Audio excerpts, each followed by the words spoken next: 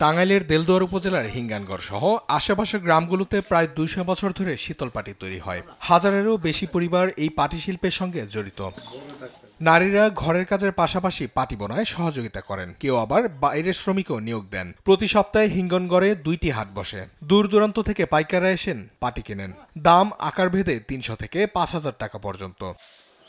শ্রমিকের মজুরি ও কাঁচামালের দাম বেড়ে যাওয়ায় কম সুদে ঋণ সুবিধা না পাওয়ায় এই শিল্প টিকিয়ে রাখা কঠিন বলে জানান উদ্যোক্তারা। এছাড়া বর্তমানে প্লাস্টিক ম্যাটের সস্তা বাজার ও বেতজাত কাঁচামালের দাম বৃদ্ধির কারণে এই শিল্প সংকটে পড়েছে। অনেকেই বদলাচ্ছেন পেশা। সরকারের যদি আর্থিক কিছু সাহায্য আমাদের পাটি শিল্পীদের কিছু দিত, তাহলে আমাদের মনে করেন যে অনেকখানুক আমরা উন্নতর দিকে এগিয়ে যাইতে পারতাম।